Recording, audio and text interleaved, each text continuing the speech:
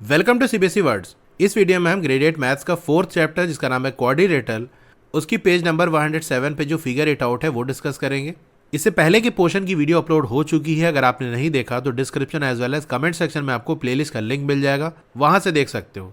Question number 1, find all the sides and the angles of the quadrilateral obtained by joining two equilateral triangles with sides 4 centimetre. अगर दो equilateral triangle जिसका side 4 centimetre है उसको हम join कर दें तो जो क्वाड्रिलेटरल हमको मिलेगा उसके सारे साइड्स और सारे एंगल्स की वैल्यू आपको बतानी है। तो ये दो इक्विलेटरल ट्राइंगल हैं। अब जैसा कि आप जानते हो इक्विलेटरल ट्राइंगल के तीनों साइड इक्वल लेंथ के होते हैं। इनफैक्ट जो तीनों इंटीरियर एंगल है वो भी इक्वल होता है और उसकी वैल्यू 60 डिग्री होती है। तो ये तीनों साइड यहाँ पर 4 सेंटीमीटर के हैं दोनों ट्राइंगल्स के अंदर, और तीनों के अंदर ही 60 डिग्री का एंगल बनेगा। अगर इन दोनों को हम ज्वाइन कर दें, जैसे ही दूसरा वाला जो है इसको हम फ्लिप कर दें, उलट दें और इसके साथ मिला दें, तो जैसे उलट दिया हमने, अब इसको अगर हम ये ऐसे ज्वाइन कर दें तो देखो ये एक क्वाड्रिलेटरल हमारा बन गया। अब इस क्वाड्रिलेटरल में देखो ये ऊपर वाला जो साइड है ये 4 सेंटीमीटर, ये वाला साइड 4 सेंटीमीटर, इधर भी 4 सेंटीमीटर और ये भी 4 सेंटीमीटर। दोनों ट्राइंगल का एक जो साइड था वो तो आपस में मिल गया, बाकी जो दो साइड थे वो क्वाड्रिलेटरल के साइड्स बना दिए। तो सारे ही साइड की आप देख सकते हो यहाँ लेंथ 4 सेंटीमीटर है। लेंथ ऑफ ईच साइड्स क्या हो जाएगा 4 सेंटीमीटर, हर एक साइड की जो लेंथ है वो 4 सेंटीमीटर। अब एंगल्स बताने के लिए इसका कुछ नाम रख देते हैं, जैसे ये ए हो गया, ये बी हो गया, ये सी और ये डी। अभी जो लेफ्ट वाला ट्राइंगल है इसमें सारे ही एंगल 60 डिग्री के होंगे क्योंकि इक्विलेटरल ट्राइंगल है। तो ये 60 डिग्री, सी पे इधर बनने वाला जो एंगल है ये 60 डिग्री, इधर ये 60 डिग्री। इसी तरह से दूसरा वाला ट्राइंगल, यहाँ पर ये बी वाला 60 डिग्री होगा, ये वाला जो एंगल है ये 60 डिग्री होगा और ये 60 डिग्री होगा। तो हमको क्वाड्रिलेटरल के एंगल्स बताने थे। तो ए पे बताओ टोटल ये 60 + 60 बनेगा कि नहीं बनेगा। तो यहाँ से हम ऐसे कर देंगे कि ये इतना 60 डिग्री और ये इतना 60 डिग्री, तो टोटल ये 120 डिग्री हो जाएगा। इसी तरह सी पे भी देखो 60 डिग्री और 60 डिग्री, तो यहाँ से यहाँ तक 60 डिग्री और यहाँ से यहाँ तक 60 डिग्री, तो टोटल हो गया 120 डिग्री। बस आप ऐसे लिख देना angle A equal angle C, और ये दोनों ही 120 डिग्री है। साथ ही में angle B equal angle D जो कि है 60 डिग्री। तो ये हमने फाइंड आउट कर लिया। क्वेश्चन नंबर 1 हो गया। Question number 2, construct a kite whose diagonals are of length 6 centimetre and 8 centimetre. आपको एक काइट कंस्ट्रक्ट करनी है, उसके जो डायगोनल्स हैं उसकी वैल्यू आपको दी है 6 सेंटीमीटर और 8 सेंटीमीटर। अब काइट में जैसा कि आप जानते होंगे कि एक डायगोनल ऐसा होता है जो कि बाइसेक्ट होता है। तो जैसे दो डायगोनल हमको दिए हैं 6 सेंटीमीटर और 8 सेंटीमीटर वाले, तो एक काम करते हैं जो छोटा वाला डायगोनल है 6 सेंटीमीटर वाला उसी को बाइसेक्ट करा देते हैं। तो ये मैंने 6 सेंटीमीटर का एक डायगोनल ड्रॉ कर दिया। इसको बाइसेक्ट कराना है ना, तो इसका जो मिड पॉइंट है दैट इज 3 सेंटीमीटर, यहाँ पर हमने एक पॉइंट लगा दिया। अब दूसरा जो डायगोनल बनाएंगे हम उसको इसी पॉइंट से पास कराएंगे, लेकिन डायगोनल्स के बीच में 90 डिग्री का एंगल होता है। तो ये हमने प्रोटेक्टर रखा और यहाँ पॉइंट लगा दिया 90 डिग्री पे।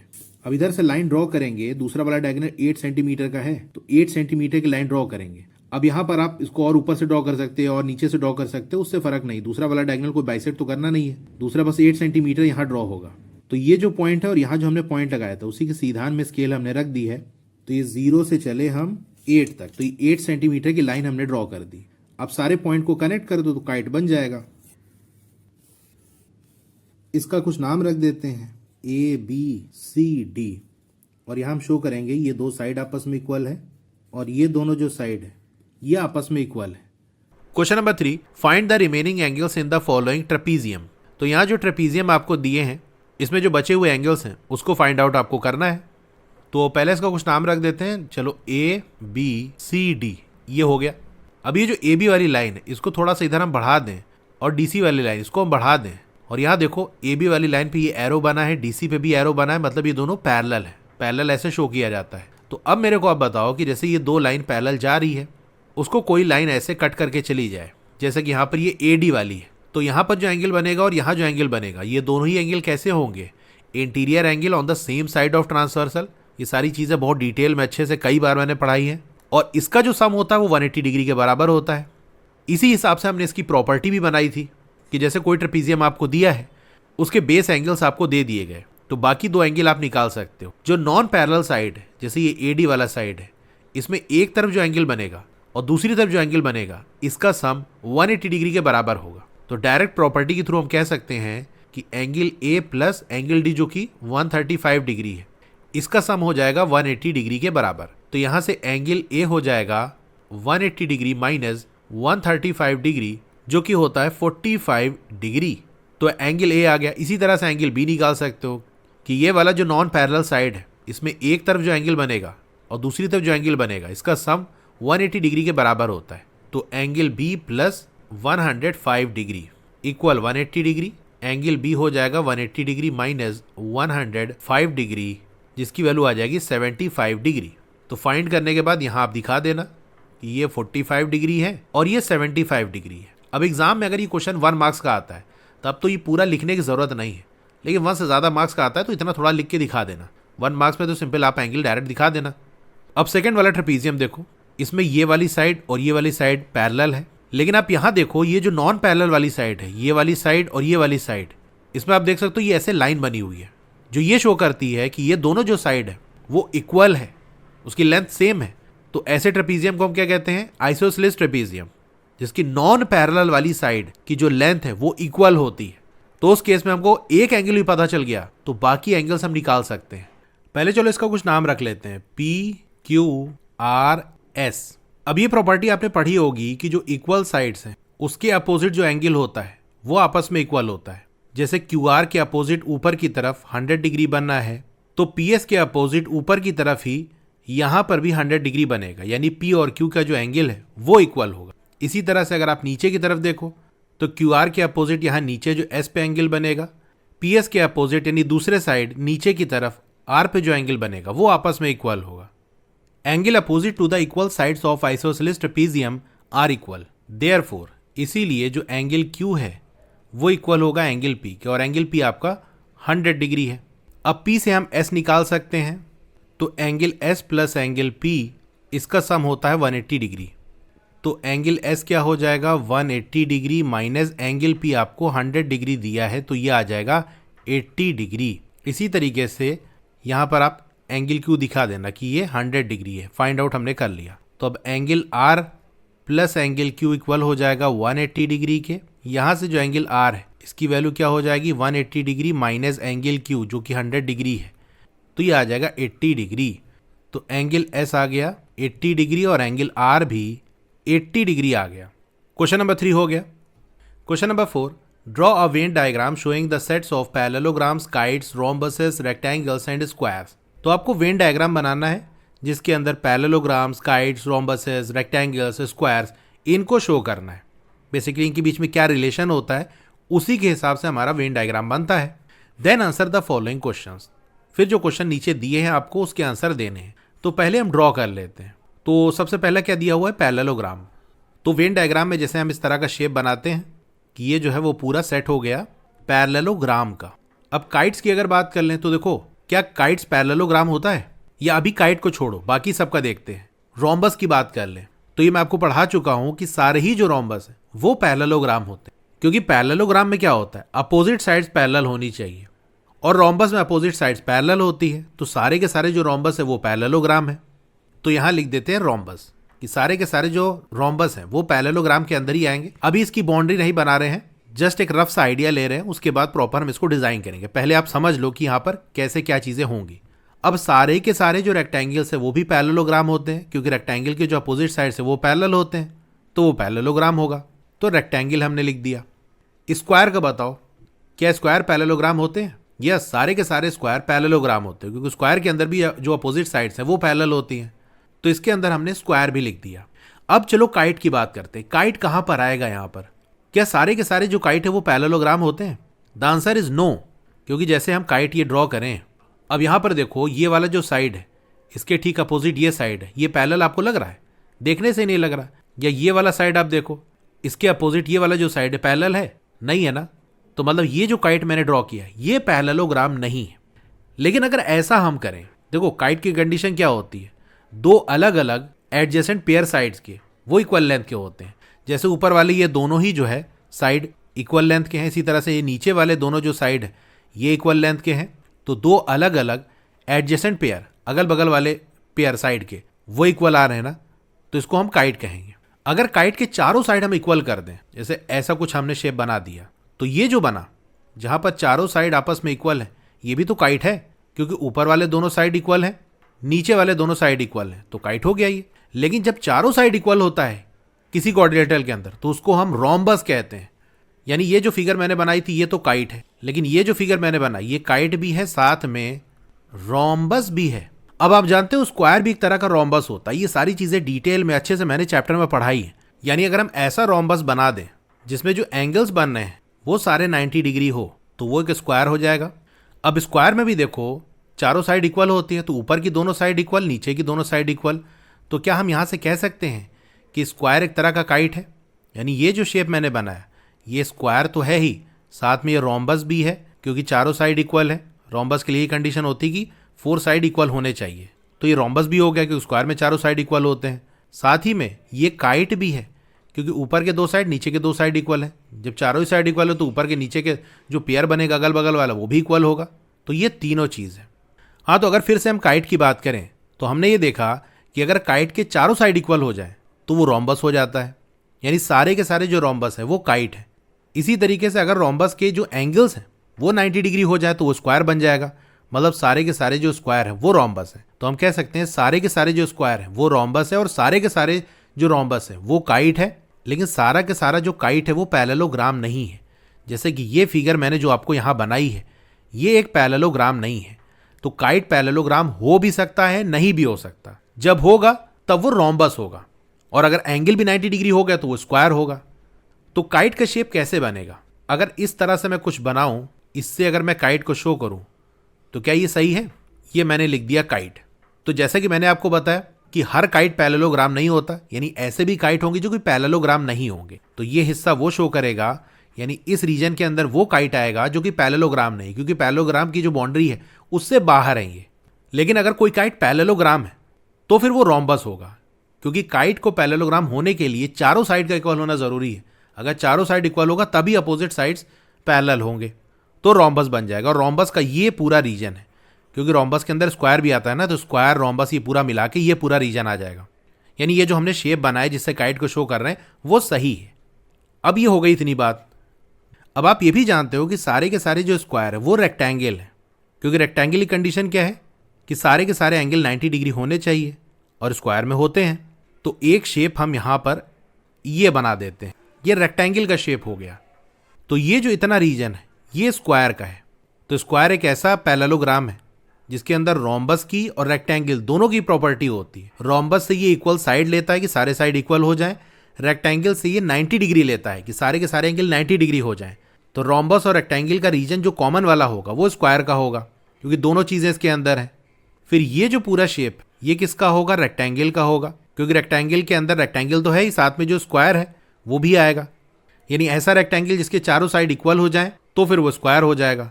तो ये जो रीजन मैंने शेड किया ये पूरा का पूरा रेक्टेंगल का है, जिसके अंदर स्क्वायर भी आ गए। रोम्बस का कौन सा रीजन होगा? रोम्बस का ये पूरा रीजन होगा जिसके अंदर रोम्बस आ गया और साथ में स्क्वायर भी आ गया, क्योंकि स्क्वायर भी एक तरह का रोम्बस है ना। तो ये पूरा रीजन रोम्बस को शो करेगा। बाकी ये जो बाहर निकल रहा है वो रोम्बस नहीं है, क्योंकि रोम्बस एक पैरेललोग्राम है। पैरेललोग्राम की बाउंड्री के बाहर नहीं जा सकता वो। काइट का कौन सा रीजन होगा? काइट का ये पूरा रीजन होगा, क्योंकि जैसे मैंने आपको बताया कि काइट पैरेललोग्राम हो भी सकता है, नहीं भी हो सकता। नहीं होगा तो ये वाले रीजन के अंदर आएगा, अगर होगा तो इधर वो रोम्बस होगा या स्क्वायर होगा। मतलब स्क्वायर भी एक तरह का रोम्बस ही है, या तो प्योरली वो रोम्बस होगा, स्क्वायर नहीं होगा तो ये वाला रीजन है, या फिर ऐसा रोम्बस जो कि स्क्वायर है ये वाला रीजन। ठीक है, तो एक रफ सा आपको आइडिया मिल गया कैसे बनाना। चलिए प्रॉपर हम इसको ड्रॉ करते हैं। तो ये जो शेप है इसके अंदर सारे के सारे पैरेललोग्राम आ जाएंगे। अब इसी पैरेललोग्राम के अंदर आएंगे रेक्टेंगल्स, क्योंकि सारे के सारे जो रेक्टेंगल्स है वो पैरेललोग्राम है। अब काइट वाला हम बनाएंगे, क्योंकि ये ऐसे कुछ जाएगा। तो ये जो शेप है वो है काइट का, यानी जो पूरा हमने बनाया है शेप, इसके अंदर सारे के सारे काइट आएंगे।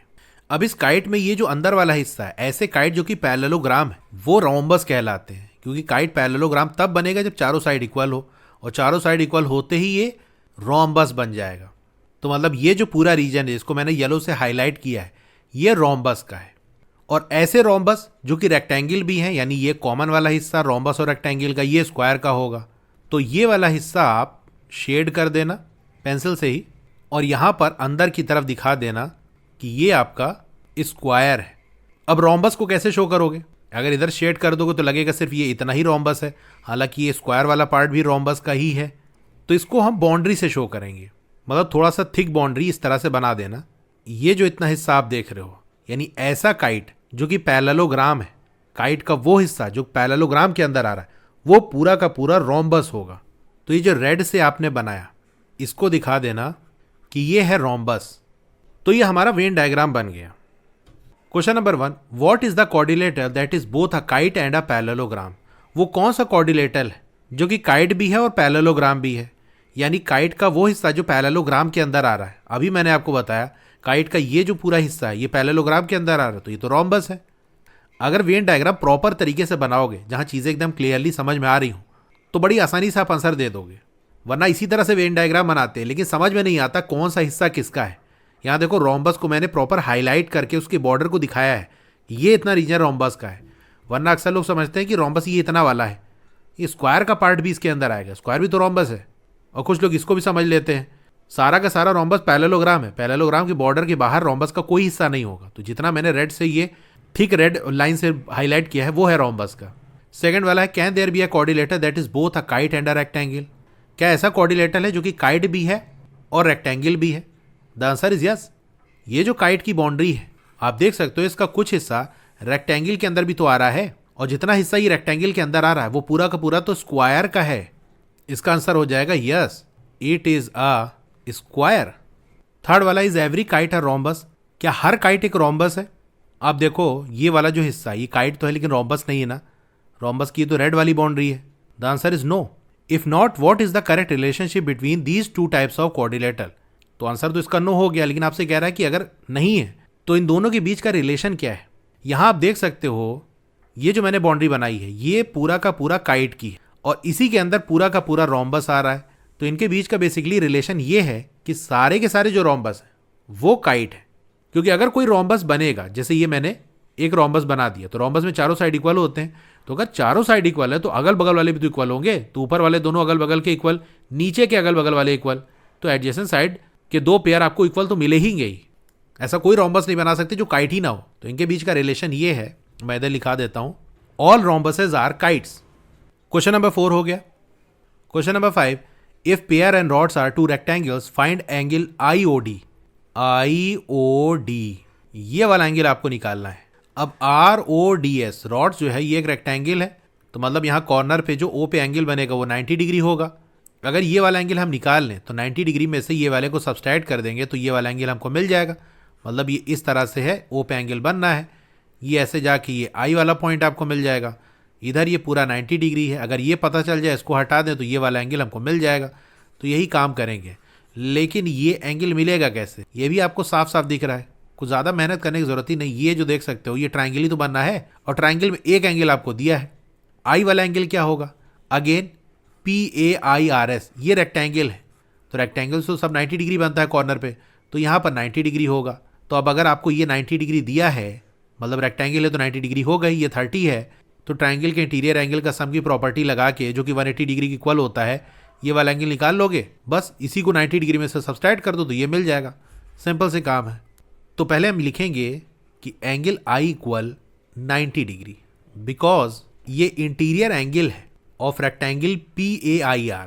तो ये वाला ट्राइंगल अगर हम कंसीडर करें तो इसमें जो ROI वाला एंगल है वो क्या होगा, एंगल ROI, यानी ये वाला जो एंगल यहाँ बनेगा प्लस ये जो यहाँ बनना है, ये कौन सा एंगल है, इसका नाम क्या रख सकते हैं, ORI या फिर IRO, जैसा समझो आप। चलो एंगल ORI नाम रख देते हैं, प्लस जो I वाला एंगल है इसको तो सिंपल हम एंगल I शो कर सकते हैं, क्योंकि और कुछ एंगल बन नहीं रहा। R पे तो एंगल ये भी बन रहा था, ये भी बनना है, ये भी बनना है, ये पूरा एंगल भी बनना है, कई सारे एंगल बनने, इसीलिए हमने स्पेसिफिकली बताया कि भैया हम ये ORI वाले एंगल की बात कर रहे हैं, लेकिन I पे तो बस यही एक एंगल बनना है, तो सिंपल एंगल I लिख देंगे तो कन्फ्यूजन नहीं होगा।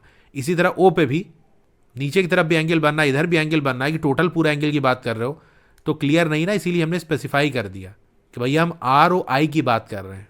तो इसका सम हो जाएगा 180 डिग्री के, बिकॉज ये सब इंटीरियर एंगल्स हैं ऑफ ट्राइंगल ROI। तो एंगल ROI तो हमको निकालना है, यानी ये वाला 30 डिग्री दिया हुआ है, I पे तो 90 डिग्री बन ही रहा है, इक्वल 180 डिग्री। तो एंगल आर ओ आई क्या हो जाएगा, 180 डिग्री माइनस 30 प्लस 90 120 होता है, यानी माइनस 120 डिग्री, तो ये हो जाएगा 60 डिग्री। तो ये 60 डिग्री आ गया। अब जो आर ओ डी है ये 90 डिग्री है, क्योंकि इस वाले रेक्टेंगल का ये एंगल है।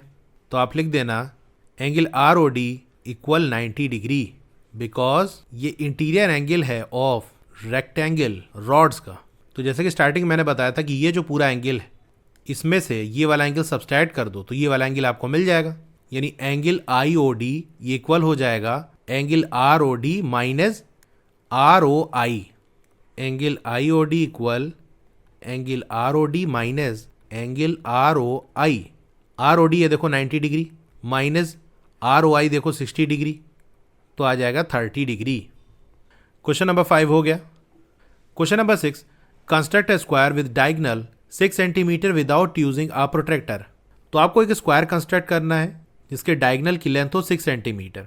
अब स्क्वायर में जो डायगोनल्स हैं उनकी लेंथ इक्वल होती है, तो दोनों डायगोनल्स की लेंथ 6 सेंटीमीटर होगी, लेकिन आपको प्रोटेक्टर का यूज नहीं करना है। तो चलिए कंस्ट्रक्ट करते हैं। अब सबसे पहले हम स्क्वायर का डायगोनल बना लेते हैं। डायगोनल हमसे कह रहा है कि 6 सेंटीमीटर है, तो ये 6 सेंटीमीटर की लाइन हमने ड्रॉ कर ली। अब जैसा कि आप जानते हो स्क्वायर की जो डायगोनल्स है वो एक दूसरे को बाइसेक्ट करते हैं, मतलब बिल्कुल इसके मिड पॉइंट से एक और डायगोनल पास होके जाएगा जिसकी लेंथ इसके इक्वल होगी, यानी वो भी 6 सेंटीमीटर का होगा, और साथ ही में इसके बीच में 90 डिग्री का एंगल होगा। अब 90 डिग्री का एंगल बनाने के लिए यहाँ से मिड पॉइंट लगा के हम बना सकते थे, लेकिन कह रहा प्रोटेक्टर का यूज नहीं करना है। तो फिर हम क्या करेंगे, कंपास का यूज करेंगे, यानी फिर आपको परपेंडिकुलर बाइसेक्टर ड्रॉ करना होगा। उसके लिए ये करेंगे कि कंपास का जो पिन है ये इसको यहाँ पर रखेंगे, और जो पेंसिल है वो इसके मिड पॉइंट से थोड़ी ज़्यादा होनी चाहिए, मतलब यहाँ से लेके यहाँ थोड़ा सा यहाँ तक ऐसे आपको कर देना है। तो ये हो गया, इसके मिड पॉइंट से थोड़ा सा और आगे कर देंगे ताकि बिल्कुल मिड पॉइंट पे ना रहे। अब ऐसे एक आर्क हम ड्रॉ कर देंगे ऊपर की तरफ और एक ऐसे ही नीचे की तरफ। अब बिल्कुल कुछ भी चेंज नहीं करना है, इसको उठा के यहाँ पर रख लो और यहाँ से एक आर्क ऐसे कट कर देंगे और इधर से इसको कट कर देंगे। तो कट करने पे आपको 2 पॉइंट्स मिल जाएगा ऊपर नीचे, इसी को ज्वाइन कर दो। लेकिन ध्यान रहे ये 6 सेंटीमीटर की लेंथ हमको ड्रॉ करनी है, तो ऐसा रखो कि यहाँ से 3 सेंटीमीटर ऊपर 3 सेंटीमीटर नीचे, तभी तो बाइसेक्ट भी करेगा ना। तो ये पॉइंट मिल गया और हमको ये पॉइंट मिल गया, बस ये 2 पॉइंट हमको मिल गया ना। तो ये एक डायगोनल और ये एक डायगोनल, इसके बीच में हम 90 डिग्री है। अब इसको पूरा कनेक्ट कर दो। ध्यान रखना ये जो लाइन हमने ड्रॉ की है वो 6 सेंटीमीटर की है, तो ये जो एंड पॉइंट है इसके इसी को कनेक्ट करना है। जहां पर आर्क कट कर रहा है वो तो सिर्फ लाइन ज्वाइन करने के लिए था, जहां कट कर रहा है उसको नहीं इसको मिलाना है, बल्कि ये जो लाइन हमारी बनी है इसके दोनों एंड्स को इधर इधर सब आपस में मिलाना है।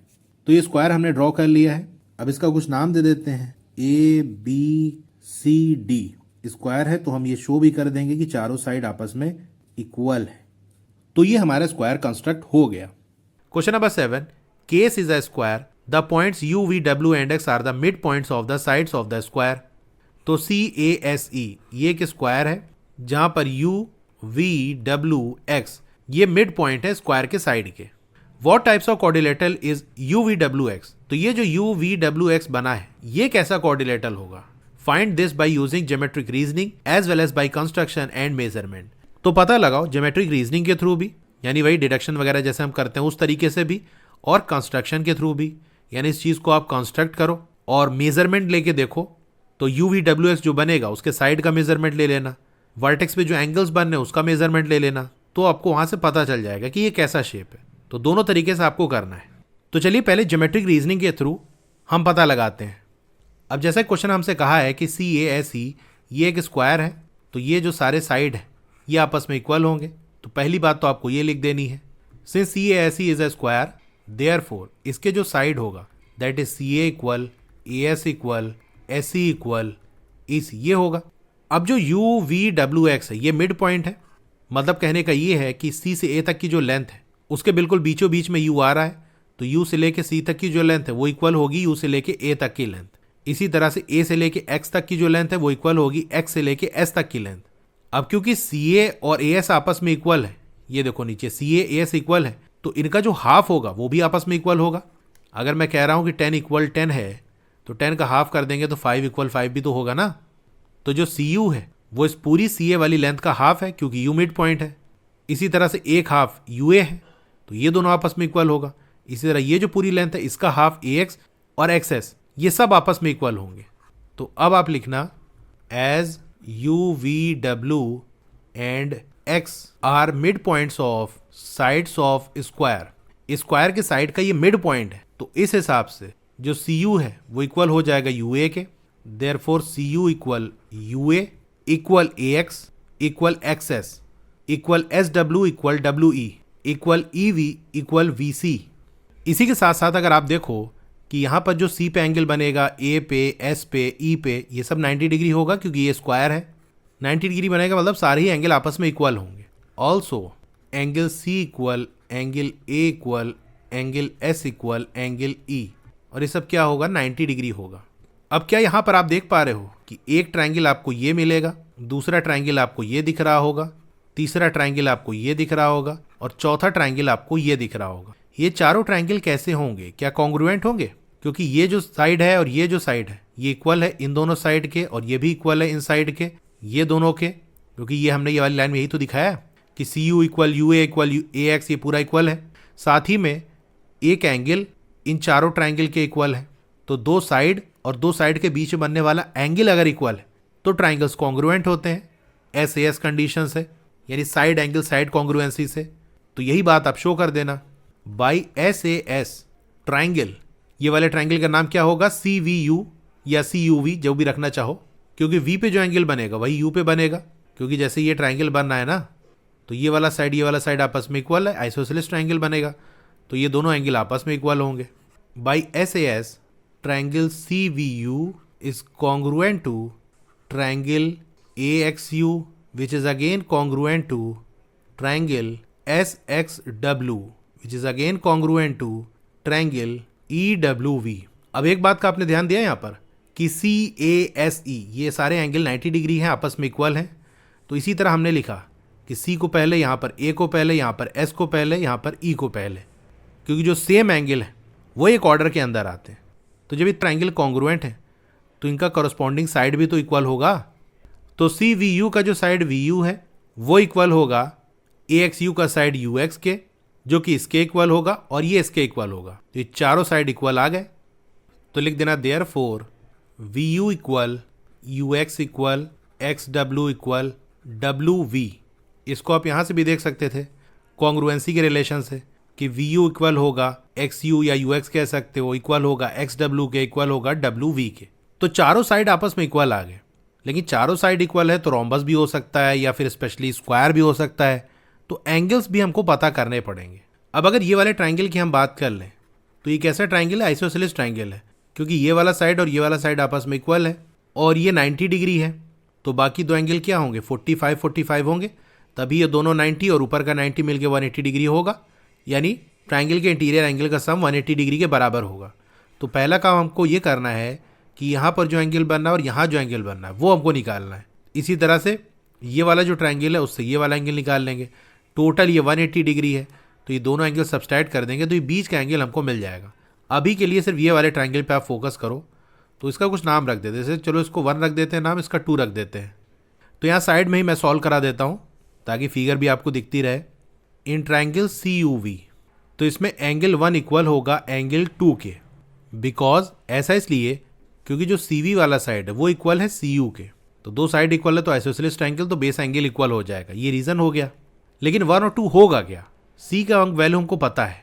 तो angle 1 plus angle 2 plus angle C ये इक्वल होगा 180 डिग्री के।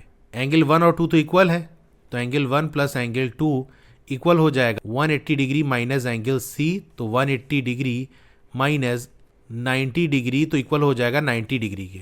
Therefore angle 1 equal angle 2 equal 45 degree. इसी तरह से इसको अगर हम 3 नाम दे दें और यहाँ x पे ऊपर ये एंगल 4 बनना है, तो ये दोनों ट्रायंगल्स कॉन्ग्रुएंट है।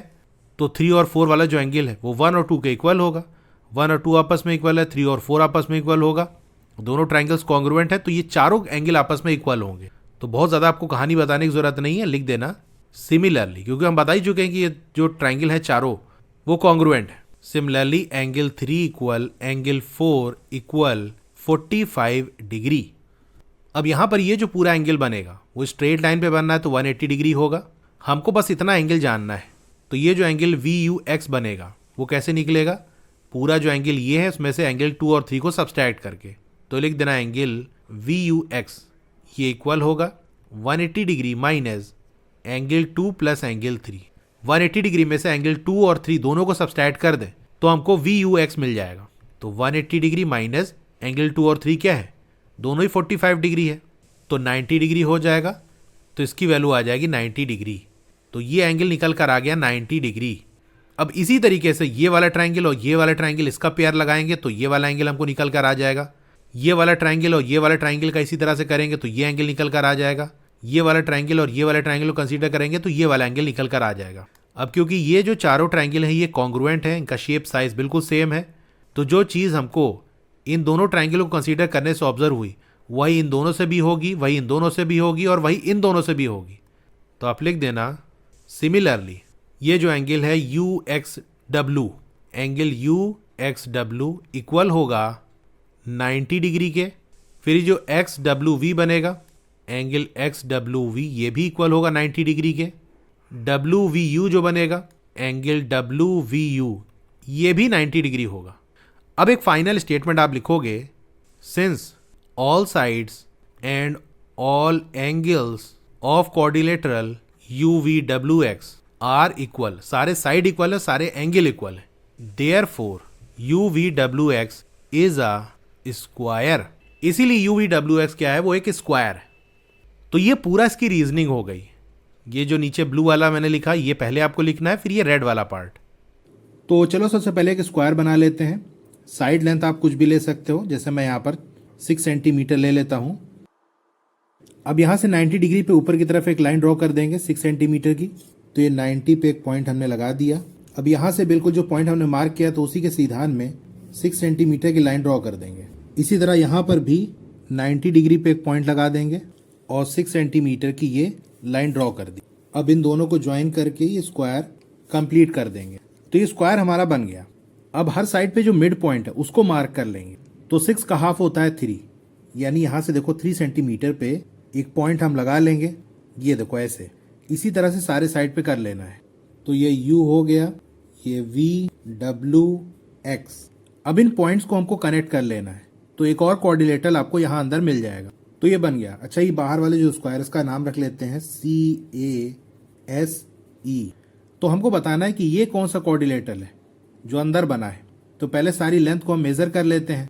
VU देख सकते हो 4.2 सेंटीमीटर है, UX भी 4.2 है, VW भी 4.2 और WX भी 4.2 है, यानी चारों साइड इक्वल है इस कोऑर्डिनेटर की। एंगल भी देख लेते हैं। ये देख सकते हो एक साइड ये, दूसरा साइड ये, और कहाँ आ रहा है 90 डिग्री पे आ रहा है, मतलब W पे 90 डिग्री बनेगा। X पे रख रहे हैं तो भी आपको 90 डिग्री मिल रहा है। U पे भी देख सकते हो एक लाइन ये जा रही है, दूसरी लाइन ये जा रही है, तो यहाँ से ये लेके ये पूरा 90 डिग्री हो रहा है। V पे रख लो तो एक लाइन ये है, दूसरी लाइन ये है, तो यहाँ 0 से लेके ये लाइन कहाँ पर आ रही है 90 पे, यानी ये भी 90 डिग्री। तो सारे एंगल 90 डिग्री है और सारे साइड की लेंथ इक्वल है। तो कंस्ट्रक्ट करके मेजर करके भी हम ये कह सकते हैं कि ये जो अंदर वाला शेप बना है UVWX वो एक स्क्वायर है। अब आगे क्या कह रहा है, find other ways of constructing a square within a square such that the vertices of the inner square lie on the sides of the outer square as shown in figure B. तो किसी square के अंदर एक दूसरा square बनाना है तो एक तरीका तो ये है कि वो जो बाहर वाला स्क्वायर है उसके मिड पॉइंट को आपस में कनेक्ट कर लो तो आपको स्क्वायर मिल जाएगा। कह रहा और कौन सा तरीका है कि स्क्वायर के अंदर स्क्वायर आप बना सको, इस तरह से कि जो वर्टिसेस हैं इनर स्क्वायर की, अंदर वाले स्क्वायर की जो वर्टिसेस हैं वो लाई कर रहा हो कहाँ पर, on the sides of outer square. जैसे कि यहाँ देख सकते हो अंदर वाले स्क्वायर के जो वर्टिसेस हैं वो बाहर वाले स्क्वायर के साइड से टच कर रही हैं। जैसे आपको यहाँ दिया हुआ है, यहाँ भी देख सकते हो अंदर वाले स्क्वायर का ये जो वर्टेक्स है, ये वाला, ये वाला, ये वाला, ये चारों जो है बाहर वाले स्क्वायर के साइड पे आ रहा है। तो ये कैसे कंस्ट्रक्ट होगा ये आपको बताना है। तो उसके लिए सिंपल से आपको पहले एक स्क्वायर बनाना है, फिर इस स्क्वायर के हर एक साइड पे एक पॉइंट मार्क कर लेना है। अब इस पॉइंट की जो डिस्टेंस है हर एक वर्टेक्स से वो सेम होनी चाहिए। कहने का मतलब ये है, चलिए मैं आपको ड्रॉ करके बताता हूँ कि जैसे ये एक स्क्वायर मैंने बना लिया, अब इसके अंदर मुझे एक स्क्वायर बनाना है तो इसका जैसे हम नाम रख देते हैं। अब इस स्क्वायर के हर एक साइड पे एक पॉइंट मार्क करेंगे, लेकिन उस पॉइंट की जो डिस्टेंस है वर्टेक्स से वो सेम होनी चाहिए। जैसे मान लो A से 1 सेंटीमीटर की दूरी पे हमने एक पॉइंट मार्क कर दिया, तो B से 1 सेंटीमीटर की दूरी पे ही ये वाले साइड पे एक पॉइंट हम मार्क कर देंगे। इसी तरह से सी वाले वर्टेक्स से 1 सेंटीमीटर की दूरी पे ये एक पॉइंट मार्क कर देंगे। हर एक साइड पे एक ही पॉइंट आना चाहिए। इसी तरह डी वाले वर्टेक्स से 1 सेंटीमीटर की दूरी पे ये एक पॉइंट हमने मार्क कर दिया। 4 पॉइंट हमको मिल गए। अब इन चारों को आप कनेक्ट करोगे तो आपको एक स्क्वायर मिलेगा। Find other ways of constructing, आपको वेज बताने यानी कैसे कंस्ट्रक्ट करोगे। तो कंस्ट्रक्ट करने का यही तरीका है जो मैंने आपको बताया। इसी में ये पॉइंट अगर बिल्कुल मिड में लगा दोगे सारे साइड के, तो ये जो ए वाली फिगर है वैसी फिगर आपको मिल जाएगी। बाकी जरूरी नहीं कि आप मिड में ही लगाओ, कहीं पर भी लगा सकते हो। हर एक साइड पे एक एक पॉइंट होना चाहिए और उसकी दूरी वर्टेक्स से सेम होनी चाहिए। ए से जितनी दूरी है इस पॉइंट की, बी से उतनी ही दूरी हो, सी से उतनी ही दूरी हो, डी से वाले पॉइंट की दूरी उतनी ही हो। तो इसमें आपको वेज बताना है, तो स्टेटमेंट के फॉर्म में आप लिख देना to construct a figure like B, जैसे बी में बना है वैसी फिगर अगर आपको बनानी है, mark 4 points on the sides of the outer square, each same distance from respective vertex and then connect these 4 points to form the inner square. तो जो चीज़ मैंने आपको एक्सप्लेन की उसी को वर्ड्स के फॉर्म में आपको लिखना है। तो अगर आपने समझ लिया तो वर्ड्स में बना के लिख सकते हो। आपको सिंपल क्या बताना है कि अगर आपको फिगर बनानी है जैसा कि बी में दिया है, तो आपको 4 पॉइंट्स मार्क करने पड़ेंगे। कहाँ पर मार्क करना पड़ेगा? साइड्स ऑफ आउटर स्क्वायर पे। जैसे मैंने बताया, यहाँ पॉइंट लगा दिया, यहाँ लगा दिया, यहाँ लगा दिया, यहाँ लगा दिया। अब ऐसे कहीं पर भी पॉइंट नहीं लगाना, बल्कि पॉइंट्स के बारे में कुछ स्पेशल बात भी है कि each same distance from the respective vertex, हर एक पॉइंट जो है वो रिस्पेक्टिव वर्टेक्स से सेम डिस्टेंस पे है। जैसे ये वाला जो पॉइंट है वो ए से सेम दूरी पे है, ये वाला पॉइंट बी से सेम दूरी पे है, इसी तरह ये सी से और ये डी से। तो इस तरीके से अगर आपने पॉइंट लगा लिया, फिर आपको क्या करना है, जस्ट कनेक्ट कर देना इन 4 पॉइंट्स को, ताकि जो इनर वाला स्क्वायर है वो आपको मिल सके। तो क्वेश्चन नंबर 7 हो गया। Question number 8, if a quadrilateral has 4 equal sides and 1 angle 90 degree will it be a square. अगर किसी क्वाड्रिलेटरल में 4 इक्वल साइड हो और एक एंगल 90 डिग्री का हो तो क्या वो स्क्वायर होगा? Find the answer using geometric reasoning as well as by construction and measurement. पता लगाओ ज्योमेट्रिक रीजनिंग के थ्रू भी और कंस्ट्रक्शन के थ्रू भी। तो चलिए पहले ज्योमेट्रिक रीजनिंग के थ्रू इसका आंसर फाइंड आउट करते हैं। पहले रफ में एक थोड़ा सा मैं आपको आइडिया दे देता हूँ, फिर प्रॉपर फाइंड आउट करेंगे। जैसे ये क्वाड्रिलेटरल हमने बना दिया, इसको कुछ नाम रख देते हैं ए बी सी डी। एक एंगल 90 डिग्री है, तो जैसे मान लेते हैं डी वाला एंगल 90 डिग्री है। हमसे कह रहा है कि एक एंगल 90 डिग्री है और चारों साइड इक्वल है, ये भी हमको दिया है। तो ये साइड, ये साइड, ये साइड, ये साइड सब आपस में इक्वल है। अगर इसका मैं डायगोनल ड्रॉ कर दूं, ये ए सी वाला, तो आप देखो 2 ट्रायंगल आपको मिलेगा, एक ये और एक ये। अब ये दोनों ट्रायंगल कैसे होंगे? अच्छा, पहले यहाँ का एंगल अगर हम फाइंड आउट करें इस वाले ट्रायंगल का, तो ये 90 डिग्री है और ट्रायंगल के जो इंटीरियर एंगल का सम है वो 180 डिग्री के बराबर होता है। तो ये 90 है तो ये 45 डिग्री होगा, ये 45 डिग्री होगा, तभी ये दोनों 90 और ये वाला 90 मिलके 180 होगा। इसी तरह से आप देखो ये जो AD वाला साइड है AB के इक्वल है और DC इक्वल है BC के, क्योंकि चारों साइड आपस में इक्वल है, किसी को भी किसी के इक्वल कर दो। और ये वाला जो साइड है तो कॉमन है, तो दोनों ट्रायंगल्स कॉन्ग्रुएंट हुए कि नहीं? अगर ये कॉन्ग्रुएंट है तो जो एंगल D है वही एंगल B होगा, यानी भी 90 डिग्री होगा। इसी तरह से ये वाला जो एंगल इधर बनेगा ये भी 45 डिग्री होगा और ये वाला भी 45 डिग्री होगा, क्योंकि दोनों ट्रायंगल्स कॉन्ग्रुएंट है। तो कॉर्नर पे यहाँ भी 90 बन गया, तो चारों एंगल 90 डिग्री के हो गए। अब चारों एंगल 90 डिग्री के हैं, चारों साइड इक्वल है, तो स्क्वायर होगा। यानी देखो अगर चारों साइड इक्वल है तो स्क्वायर हो भी सकता है, नहीं भी हो सकता, क्योंकि 4 साइड इक्वल है तो वो रोम्बस है। स्क्वायर होने के लिए सारे एंगल का 90 डिग्री होना जरूरी है। यहाँ पर कह रहा है कि एक एंगल 90 डिग्री है, तो आपने देख लिया कि अगर एक 90 डिग्री होगा तो सारा 90 डिग्री होगा, तो उस केस में स्क्वायर बन जाएगा। अब प्रॉपर कैसे आपको लिख के दिखाना है, अब चलिए वो कर लेते हैं। सबसे पहले आपने ये क्वाड्रिलेटरल बना लिया, इसका नाम रख देते हैं ABCD। ये डायगोनल भी ड्रॉ कर दिया। अब जैसा क्वेश्चन में कह रहा है कि इस क्वाड्रिलेटरल के चारों साइड इक्वल है, तो चारों साइड इक्वल दिखा दिए और D पे हमने ऐसे 90 डिग्री दिखा दिया। तो आप लिख देना AB equal BC equal CD equal DA। ऐसा क्यों कह रहे हैं? गिवन है कि चारों साइड इक्वल है। Let angle D equal 90 degree. अब मान लेते हैं एंगल D 90 डिग्री है, क्योंकि कह रहा है ना कोई एक एंगल 90 डिग्री है, तो ABCD में से कोई सा भी हो सकता है, तो D को हमने मान लिया। अब यहाँ पर इसको हम 1 नाम दे देते हैं, इसको 2 और इसको 3 और इसको 4। तो अब ये वाला जो ट्रायंगल है, यानी इन ट्रायंगल ACD, इसमें एंगल 1 इक्वल एंगल 2 होगा, बिकॉज क्योंकि 2 साइड इक्वल है, यानी AD इक्वल DC है, तो angle 1 plus angle 2 plus angle D ये हो जाएगा 180 डिग्री के। इंटीरियर एंगल का sum, interior angles of triangle ACD, तो यहाँ से एंगल 1 प्लस एंगल 2 इक्वल हो जाएगा 180 डिग्री माइनस एंगल डी तो 90 डिग्री है, तो ये आ जाएगा 90 डिग्री। देयरफॉर इसी वजह से एंगल 1 और एंगल 2 जैसा कि ऊपर हमने देखा इक्वल है, ये यहाँ पर हमने दिखाया ना, तो दोनों ही 45 डिग्री होगा। तभी ऐसा हो सकता है कि इन दोनों का सम 90 डिग्री हो, तो 45 प्लस 45 90 डिग्री हो जाएगा। तो एंगल 1 और एंगल 2 हमको मिल गया। अब ये दिखा देंगे कि ये वाला जो ट्राइंगल है और ये वाला ट्राइंगल ये आपस में कॉन्ग्रुएंट है। Now A D equal A B, D C equal C B and A C is common side. A D और ए बी आपस में इक्वल है, डी सी और सी बी आपस में इक्वल है और ए सी तो कॉमन साइड है।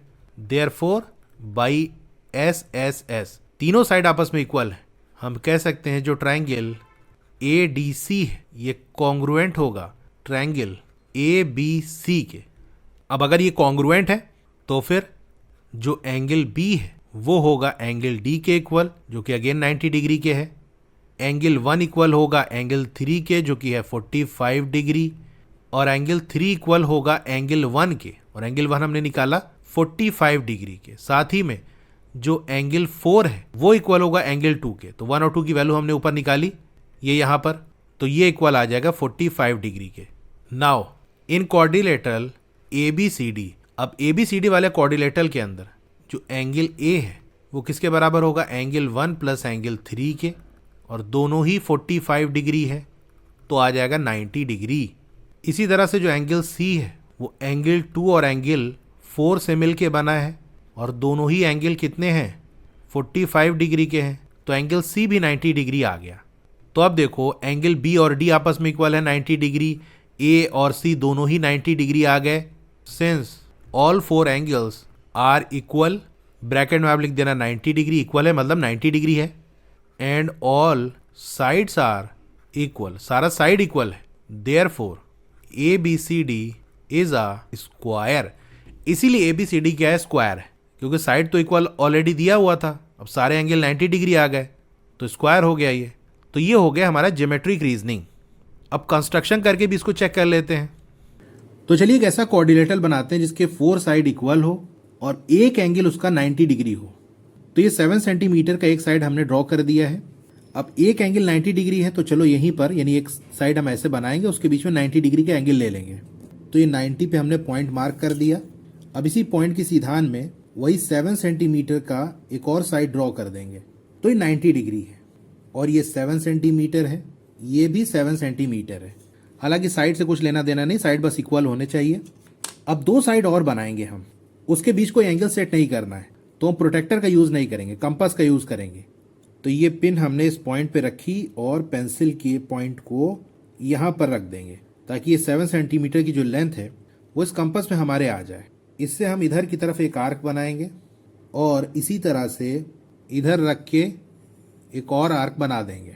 अब ये जो पॉइंट मिला इसको ज्वाइन कर देंगे, तो ये हमारा शेप बन गया। अब ये भी लेंथ 7 सेंटीमीटर है और ये 7 सेंटीमीटर है। एक एंगल 90 डिग्री है, बाकी 3 एंगल कौन से, चलिए मेज़र करते हैं। ये देख सकते हो यहाँ पर ये 90 डिग्री आ रहा है, इधर भी यहाँ 90 डिग्री आ रहा है, और यहाँ पर भी ये 90 डिग्री आ रहा है। तो हमने सिंपल एक एंगल 90 डिग्री लेके सेट किया था, बाकी सारे साइड इक्वल हमने ड्रॉ कर दिए। तो देखो ऑटोमेटिक बाकी सारे भी 90 डिग्री आ गए। इसका मतलब ऐसा कोऑर्डिनेटर जिसके सारे साइड इक्वल हो और एक एंगल 90 डिग्री हो, तो ऑटोमेटिकली बाकी 3 भी एंगल 90 डिग्री हो जाएंगे। और जब ऐसा होगा कि सारे एंगल 90 डिग्री हो गए, तब फिर ये एक स्क्वायर हो जाएगा। तो ये जो शेप बना है वो एक स्क्वायर है। Question number 9, what type of a coordinator is one in which the opposite sides are equal, justify your answer. अब वो कौन से टाइप का कोऑर्डिनेटर होगा जिसकी जो अपोजिट साइड्स हैं वो इक्वल हो, आपको जस्टिफाई भी करना है। यहाँ साथ में आपको हिंट भी दिया है, draw a diagonal and check for congruent triangles. इसके लिए आप कोऑर्डिनेटर बनाओ और उसके बाद एक डायगोनल ड्रॉ कर दो, जिसकी वजह से उसके 2 पार्ट्स हो जाएंगे, वो दोनों पार्ट ट्राइंगल्स होंगे। अब उन दोनों ट्राइंगल्स को आप कॉन्ग्रुएंट अगर प्रूव कर दोगे तो वहां से रिलेशन बन जाएगा। चलिए मैं आपको दिखाता हूं कैसे करना है।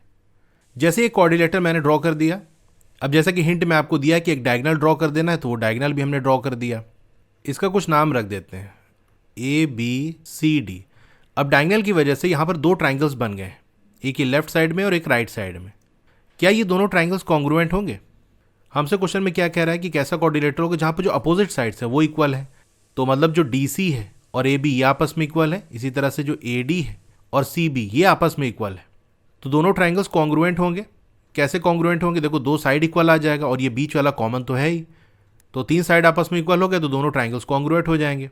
तो आप ऐसे लिख देना A B equal D C, A D equal C B and D C common side, D C common side है। So by S S S condition triangle A D B is congruent to triangle, यानी ये वाला जो triangle है वो congruent होगा ये वाले ट्राइंगल के। लेकिन नाम कैसे रखोगे? ये चीज़ें मैंने देखो चैप्टर में आपको डिटेल में टाइम लेके पढ़ाया है, ताकि क्वेश्चन करते टाइम आपको कन्फ्यूजन ना हो। लेकिन खैर फिर भी मैं आपको बता देता हूँ कि कौन सा एंगल आपस में इक्वल होगा। जो एंगल्स आपस में इक्वल हैं दोनों ट्राइंगल्स के, वो एक ऑर्डर में लिखे जाएंगे। यानी हमने यहाँ पर लिखा ए डी बी ना, तो अब ए के इक्वल जो एंगल होगा वो यहाँ पर पहले लिखा जाएगा, उसके बाद जो डी के इक्वल होगा, फिर जो बी के इक्वल होगा वो एंगल लिखा जाएगा। लेकिन ये कैसे फाइंड करेंगे? तो वही इक्वल साइड का जो रिलेशन है उसी से पता कर लेंगे। जैसे A B equal D C है ना, तो ये वाला ट्राइंगल जो ए बी डी है इसमें साइड ए बी है, तो कौन सा बचा? एक डी बचा। इस वाले में डी सी हमारा साइड में दिया हुआ है, कौन सा बचा? बी बचा। मतलब डी और बी आपस में इक्वल है, तो डी और बी आपस में इक्वल होगा। ये लेफ्ट साइड वाला ट्राइंगल है और ये राइट साइड वाला ट्राइंगल है, तो इसमें हमने निकाल लिया कि डी इक्वल है बी के। अब ये दूसरा जो रिलेशन है साइड का कि ए डी और सी बी इक्वल है, तो इस वाले ट्राइंगल में देखो ए डी क्या बचा? बी बचा, तो ये बी हो गया। फिर इस वाले ट्राइंगल में सी बी साइड कौन सा एंगल बचा? डी वाला, तो ये डी हो गया। तो लेफ्ट साइड वाले ट्राइंगल का जो एंगल बी है वो इक्वल होगा एंगल डी के। अब कौन सा एंगल बचा? लेफ्ट वाले साइड का एंगल ए और राइट साइड वाले का एंगल सी। तो ए इक्वल सी के है, तो यहाँ पर हम सी पहले लिखेंगे। फिर डी किसके इक्वल है? बी के इक्वल है, तो बी लिखेंगे। और बी किसके इक्वल है? डी के है, तो इधर डी लिखेंगे। अब इस तरह से कॉन्ग्रुएंसी का रिलेशन जो अभी मैंने निकाला, इसको आपको समझने में अगर दिक्कत आ रही है तो चैप्टर की वीडियो देखो, वहाँ पर कई जगह मैंने डिटेल में सारी चीज़ें एक्सप्लेन की है। तो ये दोनों ट्राइंगल्स कॉन्ग्रुएंट हैं। अगर कॉन्ग्रुएंट है तो उनके कॉरस्पॉन्डिंग एंगल्स भी इक्वल होंगे। यानी जैसा कि मैंने अभी आपको बताया कि ए और सी आपस में इक्वल होगा, डी और बी इक्वल होगा। तो इधर साइड जो डी वाला एंगल है, अगर इसको हम 1 नाम दे दें और इस वाले ट्राइंगल के ये बी वाले एंगल के इक्वल है, तो इस वाले एंगल को अगर हम 2 नाम दे दें तो 1 और 2 आपस में इक्वल होगा। Therefore angle 1 equal angle 2। अब अगर एंगल 1 और एंगल 2 आपस में इक्वल है तो ज़रा ये देखो, जो ए डी वाली लाइन है वो हमने ड्रॉ कर दिया और बी सी वाली जो लाइन है वो हमने ड्रॉ कर दिया, और जो डी बी वाला डायगोनल है उसको इस तरह से हम पास करा दें, तो ये ट्रांसवर्सल की तरह वर्क करेगा। जहाँ पर ये जो एंगल है और ये वाला जो एंगल है ये इक्वल आ रहा है, यानी ये एंगल 1 है और ये 2 है, ये हमारा डी वाला पॉइंट है, ये बी वाला पॉइंट है, ऐसे ही तो ऊपर बना हुआ है। तो 1 और 2 कौन सा एंगल हो गए? इंटीरियर एंगल है, क्योंकि ये दोनों लाइन के बीच में आ रहे हैं। और एक एंगल ट्रांसवर्सल के नीचे है, दूसरा ट्रांसवर्सल के ऊपर है। ये जो ऐसे लाइन जा रही है ट्रांसवर्सल है, तो ट्रांसवर्सल के अल्टरनेट साइड पे है ना, तो अगर अल्टरनेट इंटीरियर एंगल आपस में इक्वल होते हैं तो लाइंस पैरेलल होती है। तो अगर 1 और 2 आपस में इक्वल है, इसका मतलब ये जो दो लाइन है ये पैरेलल होगी। ये सारी चीज़ें हमने चैप्टर में कई बार की हैं, जस्ट आपको रिकॉल हो रहा होगा। Therefore angle 1 equal angle 2। तो डी बी क्या है? ट्रांसवर्सल की तरह वर्क करेगा। D B is a transversal to line A D and B C. यही मैंने ड्रॉ करके आपको दिखाया ना कि ए डी ट्रांसवर्सल की तरह वर्क करेगा, ये वाली जो लाइन है और ये वाली लाइन के लिए। तो ट्रांसवर्सल की इधर साइड और इधर साइड का जो एंगल है वो आपस में इक्वल आ रहा है। And alternate interior angles, angle 1 and angle 2 are equal. Therefore A D is parallel to, या सिंबल बना दो direct, A D is parallel to B C. तो अगर दो लाइन है उसको ट्रांसवर्सल ऐसे कट करके जा रहा है, दोनों लाइंस के बीच में यानी इंटीरियर एंगल ट्रांसवर्सल के एक साइड और ट्रांसवर्सल के दूसरे साइड, अगर ये इक्वल है, जैसे 1 और 2 ये आपस में इक्वल है, तो वो दो जो लाइन है जिनको ये ट्रांसवर्सल कट कर रहा है वो पैरेलल होगी।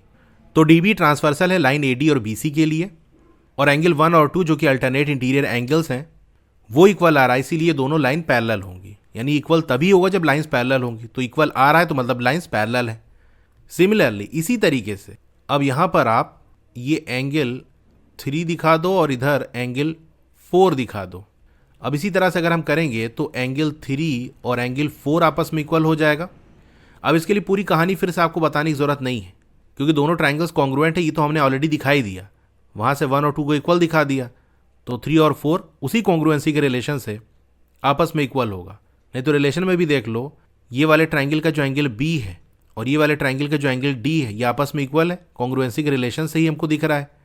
इधर बी लास्ट में उधर डी लास्ट में है, तो जो जिस पोजीशन में होता है वो आपस में इक्वल होता है।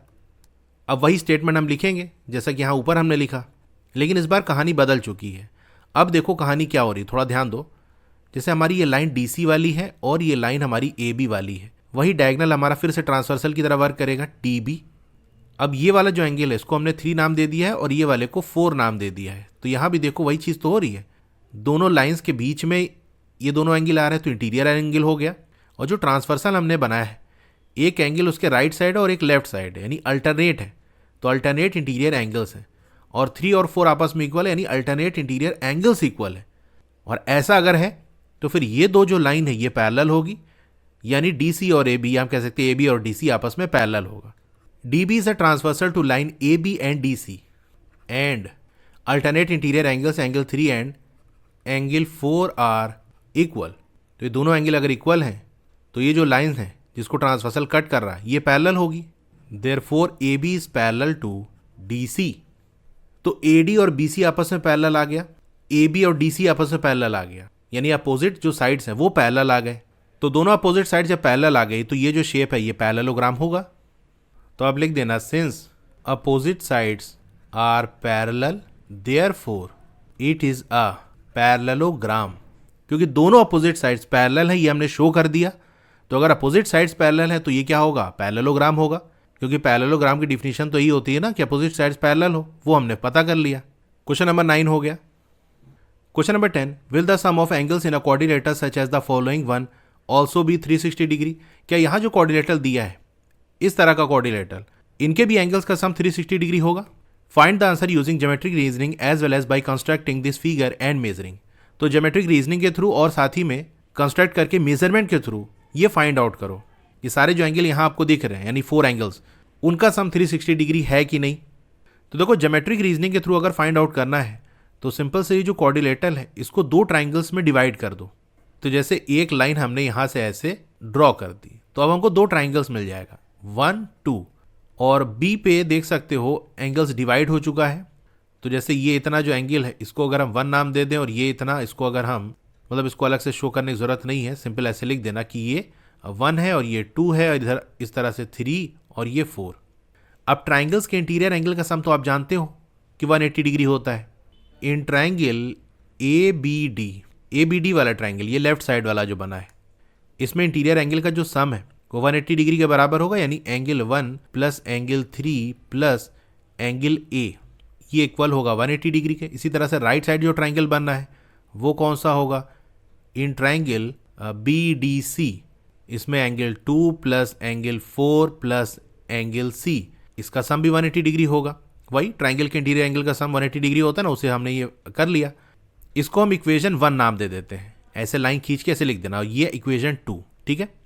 अब एक लाइन लिखना, एडिंग 1 एंड 2, 1 और 2 वाली इक्वेशन को अगर हम ऐड करें तो क्या होगा। तो 1 वाली इक्वेशन में लेफ्ट साइड ये लिखा हुआ है, सेकेंड वाली इक्वेशन में लेफ्ट साइड लिखा है angle 2 plus angle 4 plus angle C। तो इक्वल के एक साइड जो लिखा होता है वो सारा एक साथ ऐड होता है, इक्वल के दूसरे साइड वाला एक साथ ऐड होता है। तो 1 और 2 को हम ऐड कर रहे हैं तो इक्वल के लेफ्ट साइड वाली चीज़ें एक साथ ऐड होंगी, फिर इक्वल का साइन, इक्वल के राइट साइड जो चीज़ें लिखी हैं वो अलग से ऐड होंगी। जैसे इक्वल के राइट साइड 180 डिग्री, यहाँ भी 180 डिग्री, तो ये आपस में ऐड होगा, तो 180 डिग्री प्लस 180 डिग्री। अब अगर आप देखो तो 1 और 2 को अगर मिला दें तो वही एंगल B बन जाएगा वापस से। तो इधर 1 है और इधर 2 है, इसको मिला के एंगल B लिख देते हैं, एंगल B प्लस इसी तरह से अगर एंगल 3 और एंगल 4 को मिला दें तो टोटल एंगल D ही तो है। बस जो लाइन हमने ड्रॉ की इसकी वजह से एंगल D 2 पार्ट्स में डिवाइड हो गया था, एक एंगल 3 और एंगल 4 हो गया था। तो अगर वापस से हम ऐड कर दें 3 और 4 को तो ये वापस से हमको एंगल D मिल जाएगा। तो एंगल D हो गया, प्लस क्या बचा, एंगल A बचा और एंगल C बचा। 180 और 180 क्या हो जाएगा, 360 डिग्री। तो आपने देखा ये क्या है, BDAC, ये चारों वही तो हमारा जो कोऑर्डिनेटर है उसी के तो एंगल्स हैं, और इसकी वैल्यू 360 डिग्री के इक्वल आ रही है। This sum of angles of this coordinator is also 360 degree. तो ये जो कोऑर्डिनेटर है इसके भी एंगल्स का जो सम है वो 360 डिग्री आ रहा है। ज्योमेट्रिक रीजनिंग के थ्रू हमने प्रूव कर दिया। अब कंस्ट्रक्शन के थ्रू कैसे करोगे, देखो सिंपल है, यहाँ कोई भी आपको साइज वगैरह मेजर करने की जरूरत नहीं है। सिंपल एक लाइन ऐसे ड्रॉ कर देना, वही AB वाली, फिर एक BC वाली लाइन ड्रॉ कर देना, फिर एक पॉइंट ऐसे कहीं लगा देना, इसको इधर से कनेक्ट कर देना, इसको ऐसे कनेक्ट कर देना। कोई मेजरमेंट लेने की जरूरत नहीं है कि हाँ ये AB और BC इक्वल है, कोई कुछ यहाँ नहीं दिया हुआ है। तो कैसे भी करके मतलब उल्टा V बना देना और इधर एक V बना देना, हो गया शेप। जब आपका शेप बन जाए तो वहाँ पर जो एंगल्स हैं ये ABCD वाले, उसको मेज़र कर लेना, जो मेज़रमेंट है उसका सम कर देना। तो अपनी कॉपी में बेसिकली इस तरह से ड्रॉ कर देना, प्रोटेक्टर का यूज़ करके मेज़रमेंट ले लेना ABCD का क्या आ रहा है, फिर ऐड करके दिखा देना कि देखो ऐड कर रहे हैं 360 डिग्री आ रहा है। ठीक है, सिंपल सा आप खुद ट्राई कर लेना। अगर कहीं कुछ मेजरमेंट और एंगल वगैरह लेना होता तो फिर मैं आपको करके दिखा देता। अब ये सिंपल सा आप खुद कर सकते हो। क्वेश्चन नंबर 10 हो गया।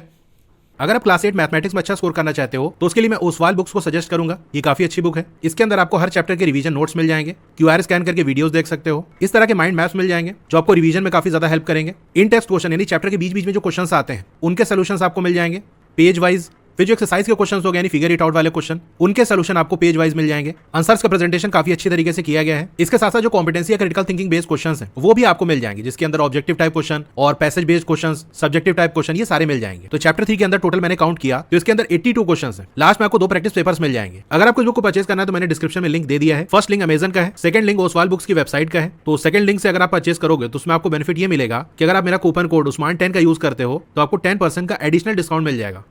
Question number 11, state whether the following statements are true और फॉल्स, जस्टिफाई योर आंसर। तो यहाँ कई सारे स्टेटमेंट आपको दिए हैं, आपको बताना है कि वो ट्रू है या फॉल्स, और जस्टिफाई भी करना है यानी रीजन भी आपको देना है। Question number 1, a quadrilateral whose diagonals are equal and bisect each other must be a square. कह रहा है ऐसा क्वाड्रिलेटरल जिसके डायगोनल्स इक्वल हों और बाइसेक्ट कर रहे हों, वो पक्की बात है कि स्क्वायर होगा। क्या ऐसी बात है? चैप्टर में हमने पढ़ा है कि जैसे हमने ये रेक्टेंगल ड्रॉ कर दिया और इसके हमने डायगोनल्स ड्रॉ कर दिए, तो रेक्टेंगल की प्रॉपर्टी में हमने ये देखा है कि उसके डायगोनल्स इक्वल होते हैं, बाइसेक्ट भी करते हैं एक दूसरे को। मतलब ये जो कंडीशन यहाँ दी है कि ऐसा कोऑर्डिनेटर जिसके डायगोनल इक्वल हो और बाइसेक्ट कर रहे हो, उसको हम रेक्टेंगल कहते हैं।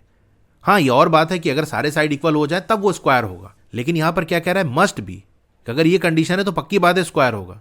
नहीं भाई, रेक्टेंगल होगा ये पक्का है, स्क्वायर हो भी सकता है नहीं भी हो सकता। अगर उस रेक्टेंगल के चारों साइड इक्वल आ गए तब तो स्क्वायर होगा, अदरवाइज नहीं होगा।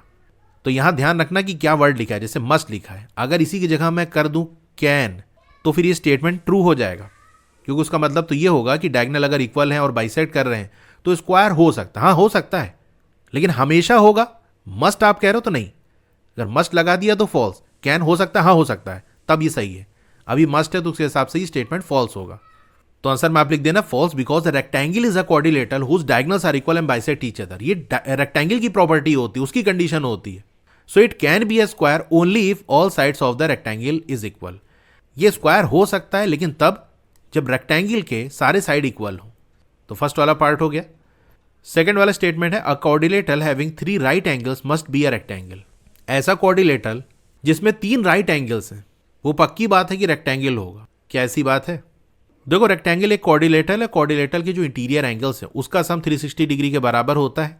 अगर 3 एंगल आपको उसके 90 डिग्री दे दिए गए हैं और फोर्थ वाला क्या होगा, लेट सपोज कोई एक्स एंगल होगा, तो इन चारों का जो सम है 360 डिग्री इक्वल होना चाहिए। अब इन तीनों को अगर सम करोगे तो आएगा 270 डिग्री। तो एक्स की वैल्यू क्या आ जाएगी, 360 डिग्री माइनस 270 डिग्री, तो यहां से आ जाएगा 90 डिग्री। यानी अगर 3 एंगल 90 डिग्री के हैं तो चौथा वाला भी 90 डिग्री होगा।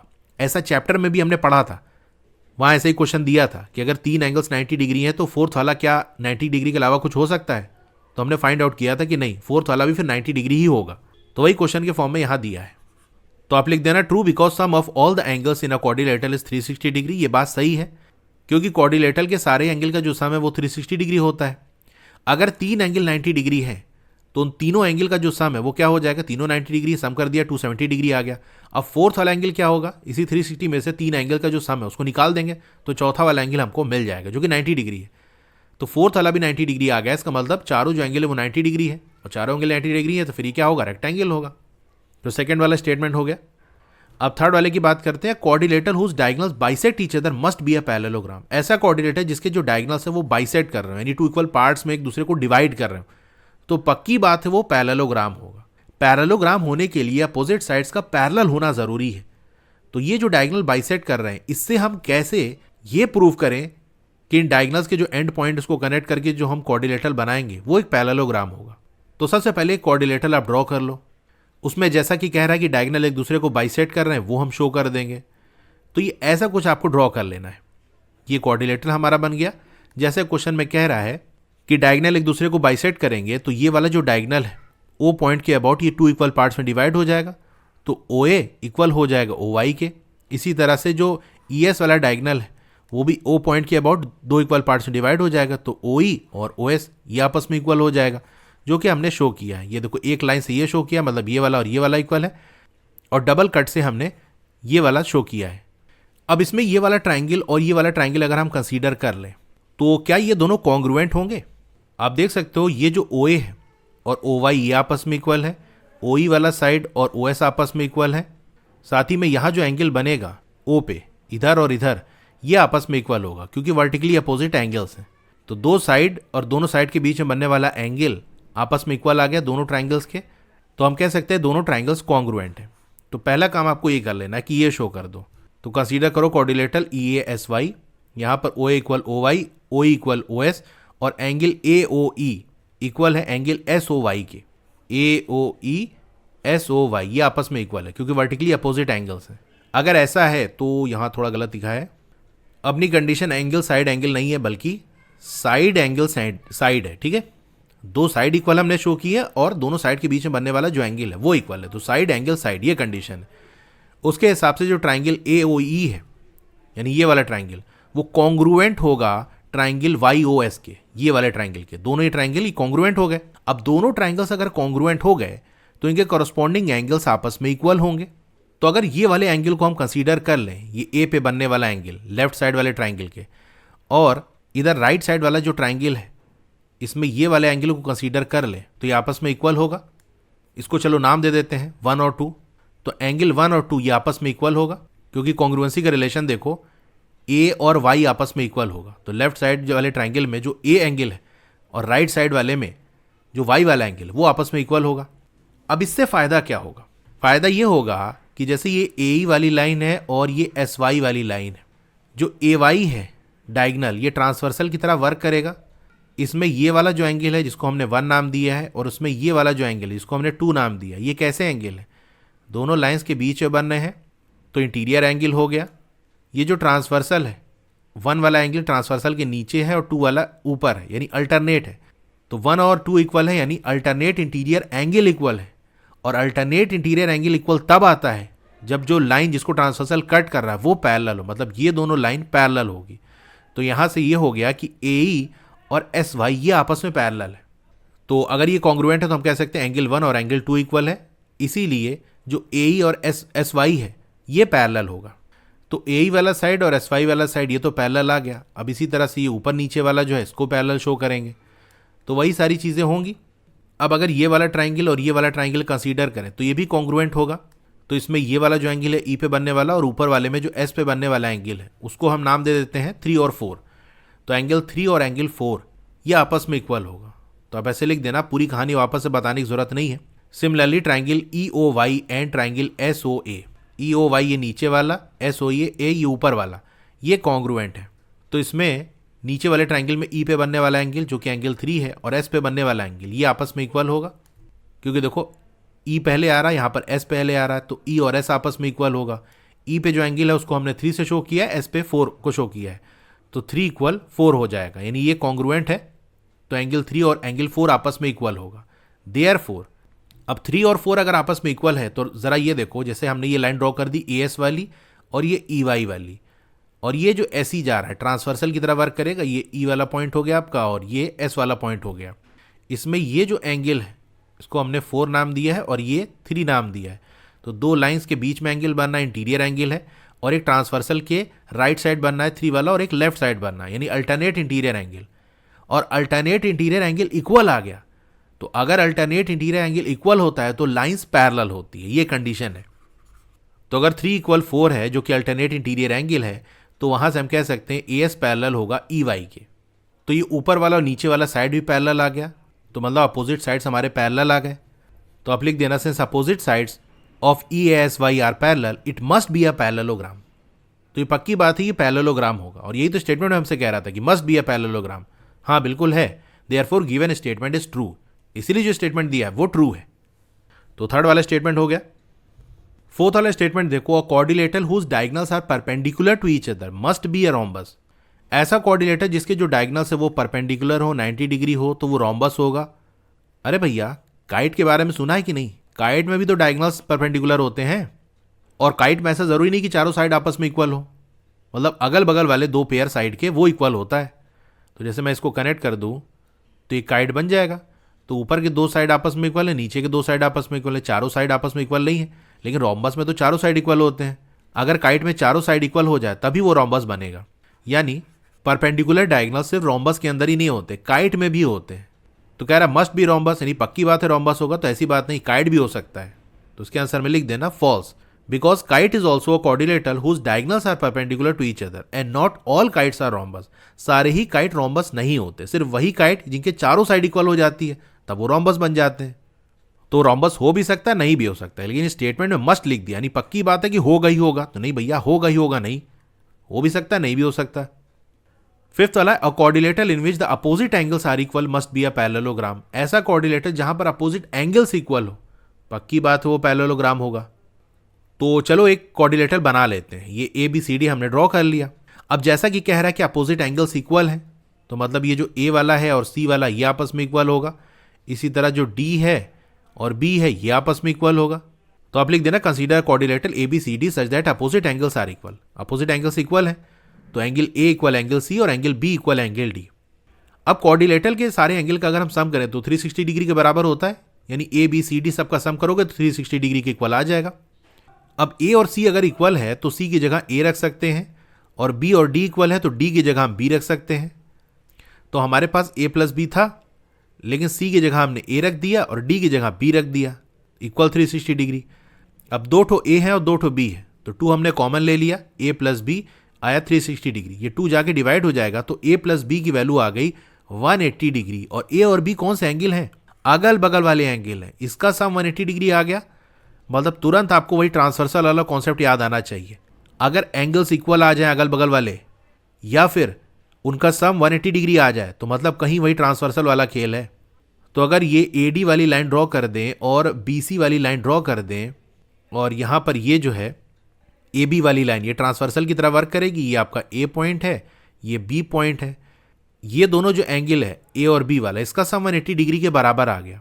और ये कैसे एंगल हैं भाई? ए बी वाला तो ये ट्रांसवर्सल है, बाकी ये दो जो लाइंस हैं इनके बीच में ये दोनों एंगल बन रहे हैं, मतलब इंटीरियर एंगल है, और एक ही साइड पे ट्रांसवर्सल के बन रहे हैं। दोनों एंगल ट्रांसवर्सल के ऊपर साइड है ना, यानी सेम साइड ऑफ ट्रांसवर्सल। और अगर interior angle on the same side of transversal, इनका सम अगर 180 डिग्री के इक्वल आ जाता है तो भी लाइंस पैरेलल हो जाती है। मतलब अगर अल्टरनेट इंटीरियर एंगल इक्वल आ जाए या interior angle on the same side of transversal इसका सम 180 डिग्री के बराबर आ जाए, तो दोनों केस में ही हम ये बता सकते हैं कि लाइंस पैरेलल है। हमको पैरेललोग्राम शो करना है तो मतलब घुमा फिरा के किसी तरीके से लाइंस को पैरेलल शो करना है, इसीलिए सारा काम हमने किया। तो यही बात आपको स्टेटमेंट में एक्सप्लेन कर देनी है। Since A B is transversal to line A D and B C, जो मैंने आपको यहाँ पूरा ड्रॉ करके दिखाया कि ए बी ट्रांसवर्सल है ए डी और बी सी वाली लाइन के लिए, और सम ए और बी का वो इक्वल है 180 डिग्री के। Therefore A D is parallel to B C. तो ए डी और बी सी ये पैरेलल आ गए। अब इसी तरह से एक बार हमने हॉरिजॉन्टल वाले एंगल लिए थे एडजेसेंट वाले, इस बार हम वर्टिकल वाला ले लेंगे, यानी ए और डी ले सकते हो या बी और सी ले सकते हो, ऊपर नीचे वाले एंगल, ताकि दूसरा जो पेयर है ऊपर नीचे वाले साइड का वो भी पैरेलल शो हो सके। तो ए ले लेंगे और डी ले लेते हैं। तो आप लिख देना सिमिलरली, इसी तरीके से। अब जैसे कि हमने यहाँ किया, फिर से करके दिखाने की जरूरत नहीं है। अगर यही जो ऊपर रिलेशन हमने बनाया था इसमें हमने सी और डी को रिप्लेस कर दिया था, इसमें इस बार हमको ए और डी चाहिए, तो बी और सी को रिप्लेस कर देंगे। बी डी के इक्वल है तो बी की जगह डी रख दिया, सी ए के इक्वल है तो सी की जगह हमने ए रख दिया। तो अब ए और डी आ गया, यानी 2 ठो डी और 2 ठो ए आ गया। तो वो 2 कॉमन लेके फिर डिवाइड होगा तो ए प्लस डी का सम 180 डिग्री के इक्वल आ जाएगा। तो अगर ये डी सी वाली लाइन है और ये ए बी वाली लाइन है और ए डी ऐसे ट्रांसवर्सल की तरह वर्क कर रहा है, ये आपका डी पॉइंट है, ये ए पॉइंट है, तो यहाँ जो एंगल है और ये वाला जो एंगल है ये कैसे एंगल है? Interior angle on the same side of transversal, इसका सम 180 डिग्री आ रहा है। और अगर ऐसा होता है तो लाइंस पैरेलल होती, मतलब ये जो लाइन है DC वाली और ये AB वाली ये पैरेलल होगी, यही हमने शो कर दिया। Therefore AB is parallel to DC। Since opposite sides of this quadrilateral is parallel, is नहीं होगा, ये R होगा, ठीक है, क्योंकि दोनों की बात हो रही है ना, दोनों अपोजिट साइड्स। तो दोनों अपोजिट साइड्स जब पैरेलल आ गई हमारी, AD और BC, AB और DC, therefore it must be a parallelogram and hence the statement is true. तो अगर अपोजिट साइड्स पैरेलल आ गई तो पक्की बात है वो पैरेललोग्राम होगा, और अगर पैरेललोग्राम है तो स्टेटमेंट वही तो कह रहा है कि मस्ट बी अ पैरेललोग्राम, तो स्टेटमेंट ट्रू है। तो फिफ्थ वाला हो गया। सिक्स्थ वाले की बात करें, quadrilateral in which all the angles are equal is a rectangle. ऐसा क्वाड्रिलेटर जहां पर सारे ही एंगल इक्वल हो वो रेक्टेंगल है। तो ये बताओ अगर सारे ही एंगल इक्वल है तो अगर एंगल का सम निकालें क्वाड्रिलेटरल का तो वो 360 डिग्री के बराबर होता है। यानी अगर सारे ही एंगल हम कह रहे हैं कि x है तो सबको ऐड कर लो तो इसका सम 360 डिग्री इक्वल होगा। तो ये 4x हो जाएगा इक्वल 360 डिग्री। x की वैल्यू यहाँ से क्या आ जाएगी, 360 डिग्री डिवाइडेड बाई 4 आ जाएगा 90 डिग्री। सारे एंगल अगर इक्वल है तो सारे एंगल 90 डिग्री भी होंगे, ये हमने निकाल लिया। और अगर सारे एंगल 90 डिग्री है तो भाई रेक्टेंगल की यही तो कंडीशन है, यही तो डिफिनीशन है कि एंगल सारे 90 डिग्री होते हैं। तो मतलब बात सही कह रहा है यहाँ पर। तो आप यही लिख देना, sum of all the angles in any quadrilateral, ये 360 डिग्री के इक्वल होता है। और अगर सारे ही एंगल इक्वल हैं तो हर एंगल क्या हो जाएगा, 360 degree divided by 4 that is 90 degree. And a quadrilateral in which all the angles are 90 degree is a rectangle, therefore the given statement is true. अब सेवंथ वाला क्या है, आइसोसेलेस ट्रेपीजियम आर पैरेललोग्राम्स। दोनों की condition की अगर बात करें तो ट्रेपीजियम कंडीशन क्या है कि कम से कम एक अपोजिट साइड पैरेलल होना चाहिए, लेकिन पैरेललोग्राम में दोनों अपोजिट साइड पैरेलल होने चाहिए तभी पैरेललोग्राम होगा। आइसोसेलेस ट्रेपीजियम के अंदर बस नॉन पैरेलल वाले साइड इक्वल होते हैं। तो जैसे हमने एक पैरेलल लाइन ये ले ली और दूसरी पैरेलल लाइन ये ले ली और ये ऐसे कनेक्ट कर दिया और इसको ऐसे कनेक्ट कर दिया, अगर ये दोनों साइड आपस में इक्वल है नॉन पैरेलल वाले तो आइसोसेलेस ट्रेपीजियम होगा। लेकिन ये पैरेललोग्राम नहीं है क्योंकि ऊपर और नीचे वाले साइड तो पैरेलल हैं, लेकिन लेफ्ट साइड और राइट वाले ये जरूरी नहीं कि पैरेलल हो भी सकता है नहीं भी हो सकता, क्योंकि ट्रेपीजियम कंडीशन ये कि कम से कम एक साइड पैरेलल होना चाहिए। तो कम से कम एक साइड को पैरेलल करके और बाकी जो नॉन पैरेलल वाले साइड है उसको इक्वल करके हम ट्रेपीजियम बना सकते हैं। जरूरी नहीं कि चारों साइड ही पैरेलल हो, लेकिन पैरेललोग्राम के लिए तो जरूरी है। तो आइसोसेलेस ट्रेपीजियम पैरेललोग्राम हो भी सकता है नहीं भी हो सकता। यहाँ तो जनरल स्टेटमेंट इसने कह दिया कि आइसोसेलेस ट्रेपीजियम ये पैरेललोग्राम होते हैं, तो भैया नहीं होते, सिर्फ स्पेशल कंडीशन के अंदर कि नॉन पैरेलल वाले साइड भी अगर पैरेलल हो जाए तब ऐसा होगा। तो आप लिख देना आंसर में, N isosceles trapezium has exactly one pair of opposite sides parallel. Isosceles trapezium के अंदर ये एग्जैक्टली नहीं होगा, मतलब ऐसा जरूरी नहीं कि एक पेयर ही अपोजिट एंगल हो, बल्कि एट लीस्ट होगा, यानी कम से कम एक पेयर अपोजिट साइड के ये पैरेलल होने चाहिए। एक से ज़्यादा भी हो सकता है, इसीलिए जो रेक्टेंगल है वो आइसोसेलेस ट्रेपीजियम का स्पेशल केस है, जहाँ पर जो नॉन पैरेलल वाले साइड हैं जो ज़रूरी नहीं होना वो भी हो जाते हैं पैरेलल। तो ट्रेपीजियम होने के लिए सिर्फ एक ही कंडीशन है कि कम से कम एक अपोजिट साइड का जो पेयर है वो पैरेलल हो जाए और बाकी जो दो साइड हैं उनकी लेंथ इक्वल हो जाए। तो वो जो इक्वल वाली लेंथ अगर वो भी पैरेलल आ गई तो वो रेक्टेंगल फॉर्म कर देगा। तो यहाँ एटलीस्ट लिखना ज़्यादा सही होगा, एग्जैक्टली सही नहीं है। हाँ, तो isosceles trapezium has at least one pair of opposite sides parallel and non parallel sides equal, और नॉन पैरेलल साइड इक्वल होती है। Parallelogram must have both pairs of opposite sides parallel. Parallelogram के लिए तो जरूरी है कि दोनों ही पेयर अपोजिट साइड के पैरेलल होने चाहिए। So an isosceles trapezium need not to be a parallelogram, तो जरूरी नहीं कि पैरेललोग्राम बने। Therefore given statement is false, इसीलिए जो गिवन स्टेटमेंट है ये फॉल्स है। तो सारे स्टेटमेंट हमने कवर कर लिए। क्वेश्चन नंबर 11 हो गया। इसी के साथ ये फिगर इट आउट कंप्लीट हो गया। अगर आपको क्वेश्चंस में कोई प्रॉब्लम आ रही है तो इसका मतलब चैप्टर आपने अच्छे से नहीं पढ़ा है। चैप्टर में मैंने डिटेल में सारी चीज़ें एक्सप्लेन की है, तो वहाँ जाके वीडियोज़ आप देख सकते हो, तो आपको चीज़ें समझ में आएंगी। बाकी चैप्टर 5 स्टार्ट हो चुका है, उसकी वीडियो आ चुकी है, डिस्क्रिप्शन में आपको लिंक मिल जाएगा। क्लास 8 की और वीडियो देखना चाहते हो तो इस तरह से आपकी वीडियो चली होगी। पहले वीडियो को लाइक कर लो, चैनल को सब्सक्राइब कर लो, मोर पे क्लिक कर देना है, फिर से मोर पे क्लिक कर देना है, तो आपका डिस्क्रिप्शन ओपन हो जाएगा। यहाँ पर आपको मेरे व्हाट्सएप चैनल का लिंक मिल जाएगा, उसको ज्वाइन कर लोगे तो आपको लेटेस्ट अपडेट मिलती रहेगी। डोंट वरी, आपका नाम और फोन नंबर किसी को भी विजिबल नहीं होगा। फिर क्लास 8 की बेस्ट बुक का लिंक मैंने दे दिया है, इस लिंक पे क्लिक करके यहाँ से परचेज कर सकते हो। अब अगर आपको स्टडी मटेरियल चाहिए, जैसे नोट्स हो गया, एक्सरसाइज के सॉल्यूशन हो गया, तो मेरी वेबसाइट विजिट कर सकते हो। और नीचे आओगे तो क्लास 8 मैथ्स की चैप्टर वाइज प्लेलिस्ट मिल जाएगी। जिस चैप्टर की वीडियो देखनी है उसके साथ में जो लिंक है उस पर आप क्लिक करोगे तो उस चैप्टर की प्लेलिस्ट ओपन हो जाएगी। और नीचे आओगे तो और भी जो सब्जेक्ट्स हैं उनकी प्लेलिस्ट का लिंक मिल जाएगा। Okay, thank you.